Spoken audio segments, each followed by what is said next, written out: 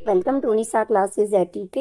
हम पढ़ रहे हैं एंशियंट हिस्ट्री और आज एंशियंट हिस्ट्री में आगे पढ़ेंगे संगम युग और गुप्त काल। ठीक है, एग्जाम में बहुत ज़्यादा क्वेश्चन पूछे जाते हैं यहाँ से। ठीक है, और इसके बाद एक दो दिन में हमारा जो है आपका एंशियंट हिस्ट्री खत्म हो जाएगा। उसके बाद आएगा हमारा सल्तनत काल। ठीक है, तो ये मैं आपको बता दूं कि हफ्ते में एक या दो दिन हम क्या करेंगे, आपका उत्तराखंड की क्लास करेंगे। चलिए आगे बढ़ते हैं। संगम युग के अंतर्गत संगम शब्द का अर्थ क्या होता था। अब हम संगम युग बोलते हैं ना, तो पहले हम ये जान लें कि संगम का अर्थ क्या है। ठीक है, तो संगम का जो अर्थ होता था वो होता था आपका परिषद या गोष्ठी। अब वो परिषद या गोष्ठी किसकी थी, वो थी कवि एवं विद्वानों की गोष्ठी। ठीक है, तो संगम शब्द का अर्थ होता था परिषद या गोष्ठी जिसमें तमिल कवि एवं विद्वान एकत्र होते थे। तो इसमें कौन से कवि थे, तमिल कवि एवं विद्वान एकत्र होते थे जिस परिषद में, जिस गोष्ठी में, उसे कहा जाता था संगम, इसलिए यह हुआ संगम में। ठीक है, और यहाँ पर जो भी साहित्य लिखा गया उसे संगम साहित्य का नाम दिया गया। चलिए आगे बढ़ते हैं। निम्नलिखित में से कौन सही सुमेलित है, तो कुल मिला के 3 संगम हुए। ठीक है, यहाँ पे हमें बताना है कि कौन सा सही सुमेलित है। 3 संगम हुए, कहाँ कहाँ पर हुए। तो इसमें प्रथम संगम जो हुआ वो मदुरा में है, तो ये ठीक है। द्वितीय संगम कपाटपुरम में है, ये ठीक है। तृतीय संगम मदुरा में है, ये भी ठीक है। यानी यहाँ का जो उत्तर है वो है आपका ऑप्शन नंबर डी। तीनों सही सुमेलित हैं। ठीक है, और इनमें अगर आपके जो अध्यक्ष पूछे जाएं तो पहला का अध्यक्ष होता है आपका अगस्त्य, दूसरे का भी आपका अगस्त्य, और तीसरा जो संगम था इसका जो अध्यक्ष था वो था आपका नकीरत। ठीक है, एक नकीरत नाम है, तो नकीरत जो वो तीसरे संगम का अध्यक्ष था, बाकी दो का अगस्त्य था। चलिए आगे बढ़ते हैं। संगम युगीन राज्यों में सर्वाधिक शक्तिशाली राज्य कौन सा। अब जो संगम साहित्य हम देखते हैं तो संगम साहित्य में हमें तमिल, क्योंकि तमिल की बात है तो तमिल प्रदेश के, ठीक है, तमिल प्रदेश के 3 राज्यों का विवरण हमें मिलता है। ठीक है, 3 राज्यों का विवरण मिलता है हमें, चोल, चेर और पांड्य। इसमें से हमें बताना है कि सबसे शक्तिशाली राज्य किसका था। तो सर्वाधिक शक्तिशाली राज्य जो था वो आपका चोलों का था। ठीक है, चोलों का था, और ये था आपका पेन्नार और दक्षिणी वेलार नदियों के बीच। इसका राजा नोट कर लीजिएगा। चोलों का सबसे प्रतापी राजा था करिकाल। पूछ लिया जाए तो करिकाल किसका राजा था, चोलों का सबसे प्रतापी राजा था। चलिए नेक्स्ट है, मेगास्थनीज ने संगम युग के राज्यों में मोतियों के लिए प्रसिद्ध किसे बताया। 3 बताया हमने, चोल, चेर और पांड्य राज्य थे। ठीक है, तो यहाँ पे जो संगम युग के राज्य है उन्होंने मोतियों के लिए एक राज्य प्रसिद्ध बताया, किसने, मेगास्थनीज ने। तो मेगास्थनीज ने जो आपका पांड्य राज्य है, ठीक है, मेगास्थनीज ने पांड्य को बताया मोतियों के लिए प्रसिद्ध। ठीक है, और जो आपका पांड्य था इसकी राजधानी कहाँ थी, मदुरा थी। ठीक है, कहाँ पे थी, मदुरा थी। ठीक, और पांड्यों का पहला उल्लेख भी मेगास्थनीज ने ही किया है, और मेगास्थनीज ने इसे क्या बताया है, मोतियों का प्रसिद्ध, इसे बताया था, मोतियों के लिए प्रसिद्ध था। नेक्स्ट है, संगम साहित्य में व्यापारी वर्ग को क्या कहा गया है। संगम साहित्य में जो व्यापारी वर्ग है उसे क्या कहा गया है, तो यहाँ पे हम देखते हैं सही आंसर हमारा है ऑप्शन नंबर ए, वेनिगर। संगम साहित्य में व्यापारी वर्ग को क्या कहा गया है, वेनिगर कहा गया है। चलिए आगे बढ़ते हैं। संगम काल में किन राजाओं का वस्त्र उद्योग सुविकसित था। ठीक है, तो संगम काल में कुछ राजा थे जिनके यहाँ वस्त्र उद्योग बहुत ज्यादा प्रचलित था, और उनकी समृद्धि का कारण भी क्या था, उनका वस्त्र उद्योग था। तो यहाँ पर जो चोल राजा थे, ठीक है, चोल राजा थे, इनका वस्त्र उद्योग बहुत सुविकसित था, और इसीलिए जो चोल था वह सर्वाधिक शक्तिशाली और समृद्ध राज्य था। नेक्स्ट है, चोल वंश का प्रमुख बंदरगाह कौन था। क्योंकि दक्षिण भारत के वंश है, दक्षिण भारत के राज्य है, तो ये समंदर के किनारे थे।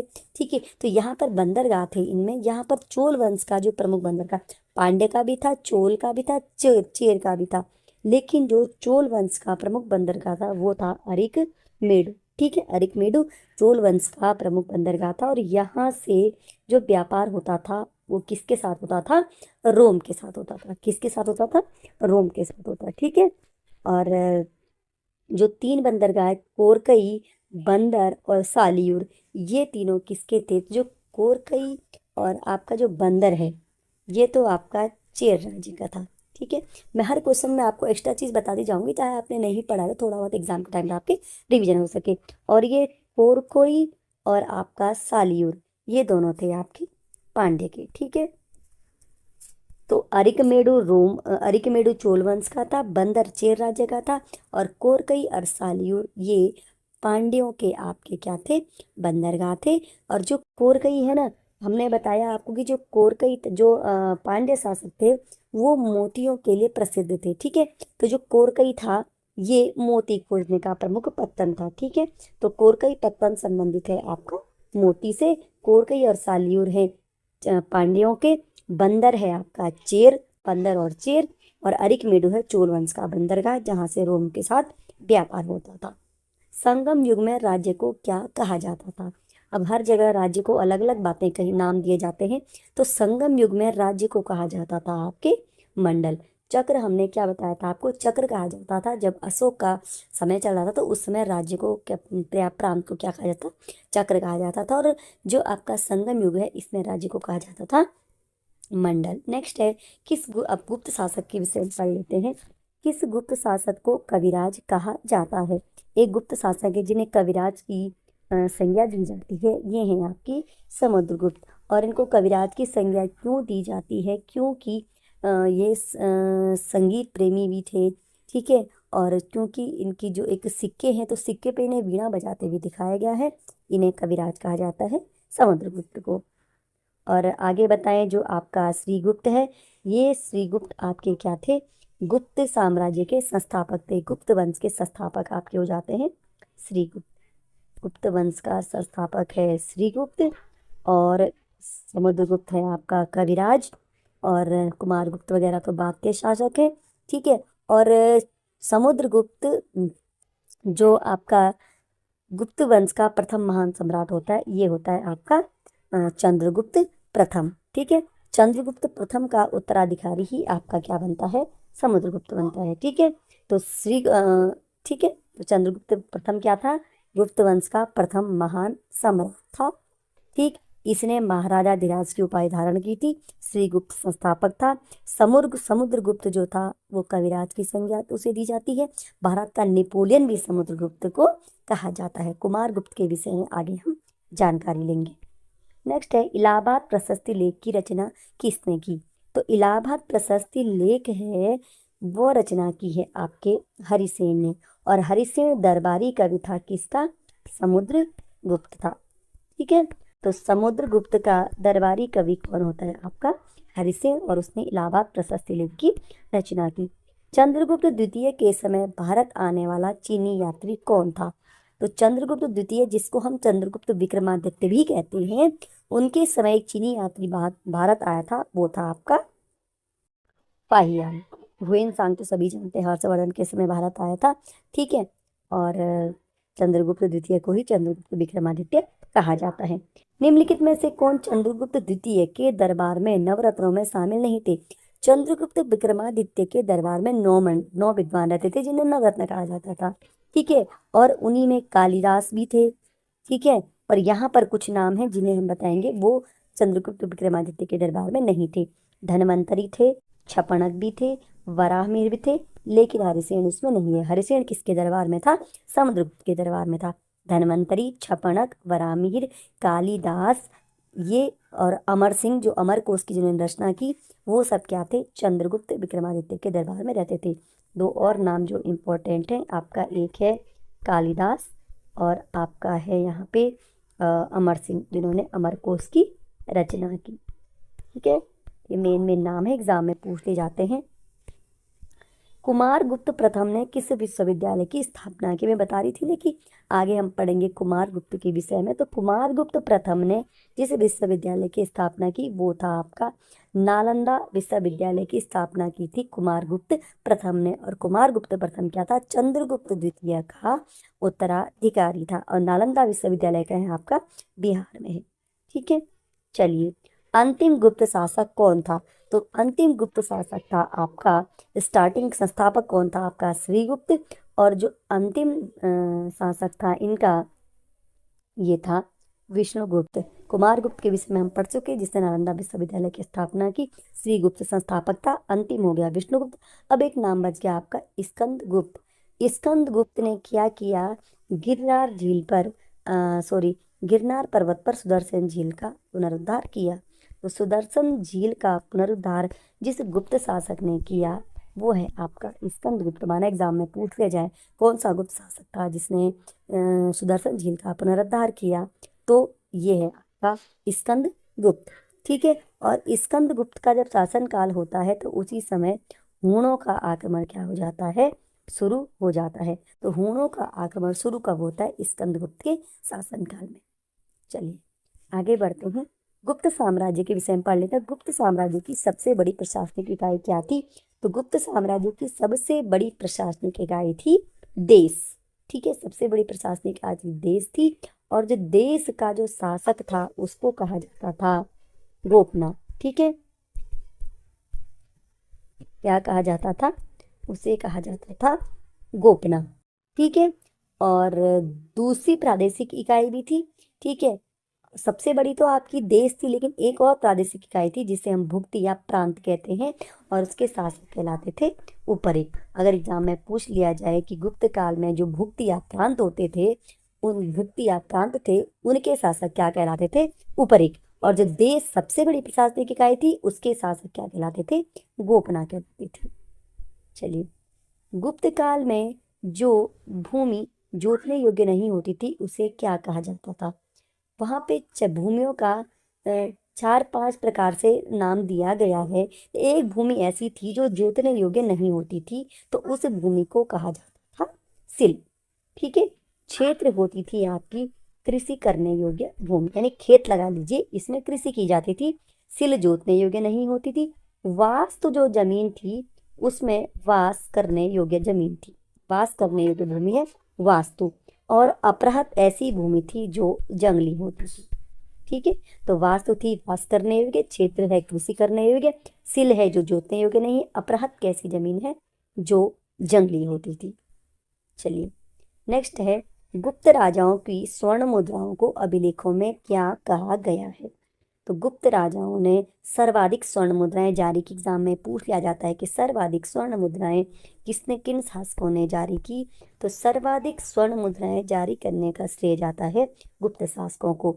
अब गुप्त राजाओं की जो स्वर्ण मुद्राएं हैं उन्हें अभिलेखों में क्या कहा गया है, तो आपको 4 ऑप्शन लिखे होंगे। गुप्त शासकों की स्वर्ण मुद्राओं को अभिलेखों में कहा गया है दीनार। ठीक है, क्या कहा गया है, दीनार। चलिए नेक्स्ट है, एरण अभिलेख का संबंध किससे है। एरण अभिलेख ये है आपका, 4 ऑप्शन आपको देखते होंगे, तो यहाँ पे सही आंसर है भानुगुप्त। भानुगुप्त का है एरण अभिलेख। लेकिन ये एरण अभिलेख इंपॉर्टेंट है, इसे हमने क्यों लिया, यहाँ पर पहली बार जो सती होने का प्रमाण मिलता है वो मिलता है हमें एरण अभिलेख से। और एरण अभिलेख कब का है, 510 ईस्वी का है एरण अभिलेख, और इससे हमें पहली बार सती होने का प्रमाण मिलता है।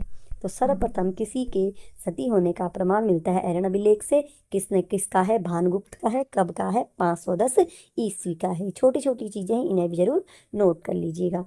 गुप्त सम्राट किस धर्म के अनुयायी थे, तो जो गुप्त सम्राट थे ये थे आपके 4 ऑप्शन यहाँ पे हैं, तो वैष्णव धर्म के अनुयायी थे आपके गुप्त सम्राट। और एक और चीज है, गुप्तों का जो राज चिन्ह था वो था विष्णु भगवान का जो वाहन है गरुड़। विष्णु भगवान का वाहन गरुड़ था गुप्तों का राज चिन्ह। ठीक है, ध्यान रखिएगा, क्योंकि ये वैष्णव धर्म के अनुयायी थे। वैष्णव का संबंध किससे है, विष्णु से है, और विष्णु का वाहन गरुड़ है, तो यही क्या था, गुप्तों का राज चिन्ह था। गुप्त काल में प्रसिद्ध ब्रह्मगुप्त का संबंध किससे है। ब्रह्मगुप्त एक महान व्यक्ति थे गुप्त काल में, उनका संबंध किससे है, क्या वे कलाकार थे, क्या वो साहित्यकार थे, क्या वो नक्षत्र वैज्ञानिक एवं गणितज्ञ थे, या अर्थशास्त्र से संबंधित व्यक्ति थे। तो जो आपका ब्रह्मगुप्त है ये नक्षत्र वैज्ञानिक एवं गणितज्ञ थे, यानी नक्षत्र विज्ञान एवं गणित से संबंधित है। और दूसरा, उन्होंने न्यूटन के सिद्धांत की पूर्व कल्पना की थी। अगर एग्जाम में पूछ लिया जाए कि कौन सा ऐसा व्यक्ति है जिसने न्यूटन के सिद्धांत की पूर्व कल्पना की थी हमारे प्राचीन समय में, तो वो है आपके ब्रह्मगुप्त। ये एक नक्षत्र वैज्ञानिक एवं गणितज्ञ थे। इन्होंने पहले ये चीज बता दी थी कि प्रकृति के एक नियम के अनुसार सभी वस्तुएं पृथ्वी की ओर गिरती हैं, क्योंकि पृथ्वी का स्वभाव है कि वो सभी वस्तुओं को अपनी ओर आकर्षित करती है। तो ये बता देता ब्रह्मगुप्त ने न्यूटन से भी पहले।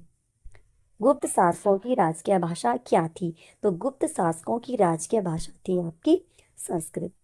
ठीक है, गुप्त शासकों की राजकीय भाषा संस्कृत थी। राज चिन्ह क्या था? गरुड़ था। गुप्त काल में सोने के सिक्कों को तो हमने बता दिया क्या कहा जाता था, लेकिन यहाँ पे सोने के स्वर्ण मुद्राओं को कहा जाता था दीनार। लेकिन यहाँ पे जो चांदी के सिक्के थे इन्हें क्या कहा जाता था? तो गुप्त काल में जो चांदी के सिक्के हैं इन्हें कहा जाता था, यहाँ पे ऑप्शन देख सकते हैं आप, रुपया का कहा जाता था गुप्त काल में चांदी के सिक्कों को। ठीक, क्या कहा जाता था? रुपया का कहा जाता था।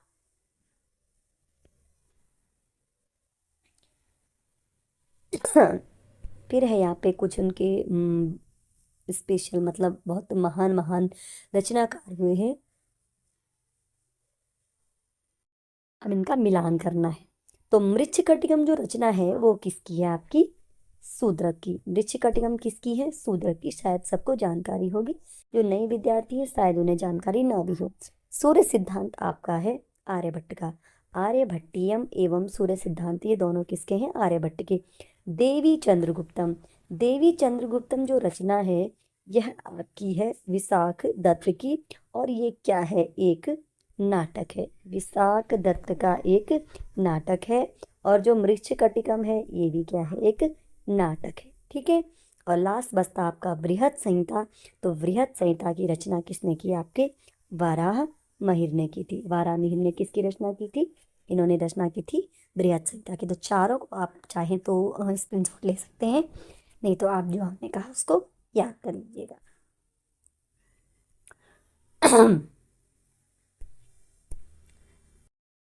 मंदिर बनाने की कला का जन्म किस काल में हुआ? तो मंदिर बनाने की जो कला थी वो भी, उसका भी जन्म हुआ है आपके गुप्त काल में। ठीक है, और त्रिमूर्ति, और कहा जाता है कि त्रिमूर्ति की अवधारणा का विकास भी यहीं पे हुआ।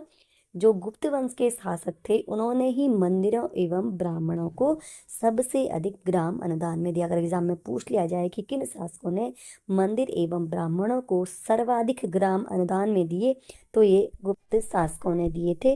क्योंकि मंदिर बनाने के लिए इन्होंने जब कला का विकास किया तो मंदिर के लिए स्थान चाहिए, तो इन्होंने क्या किया? सबसे अधिक ग्राम अनुदान में दिए। और आज का लास्ट क्वेश्चन है, देवगढ़ का दशावतार मंदिर किस धर्म से संबंधित है? तो आपका जो देवगढ़ का दशावतार मंदिर है ये संबंधित है आपके वैष्णव धर्म से संबंधित है। और ये गुप्त काल में बना हुआ था। ये कहाँ पे? आपका देवगढ़ का दशावतार मंदिर ये है आपके उत्तर प्रदेश में, और ये है बेतवा नदी के तट पर। उत्तर प्रदेश में बेतवा नदी के तट पर है। गुप्तकालीन है ये देवगढ़ का दशावतार मंदिर, और वैष्णव धर्म से संबंधित है देवगढ़ का दशावतार मंदिर। और एक और चीज है, भारतीय इतिहास का जो स्वर्ण युग है वो भी किसे कहा जाता है? आपके भारतीय इतिहास का स्वर्ण काल या स्वर्ण युग कहा जाता है गुप्त काल को। और क्यों कहा जाता है? क्या वहाँ पे धन बहुत था? नहीं, सांस्कृतिक उपलब्धियों के कारण। सांस्कृतिक उपलब्धियों के कारण गुप्त काल को भारतीय इतिहास का स्वर्ण युग कहा जाता है, एक चीज। और दूसरा, धीरे धीरे गुप्त काल में क्या होने लग गया था? नगरों का धीरे धीरे पतन होना शुरू हो गया था। अगर एग्जाम में दो तीन आपको युग, दो तीन काल, मौर्य, संगम, इस तरह की चीजें देखनी बताई जाए तो पूछा जाएगा कि जो आपका नगरों का क्रमिक पतन जो शुरू हुआ तो किस काल में शुरू हो गया था? तो गुप्त काल में नगरों का क्रमिक पतन शुरू हो गया था। ठीक है, तो आज हमने कम से कम 25 क्वेश्चन करे। गुप्त काल और संगम युग हमने आज समाप्त किया है। ठीक है, और कल हम आगे बढ़ेंगे, और कल की क्लास में हम कोशिश करेंगे कि प्राचीन काल आपका ये लगभग लगभग खत्म हो जाए। चलते मिलते हैं आपसे नेक्स्ट क्लास में।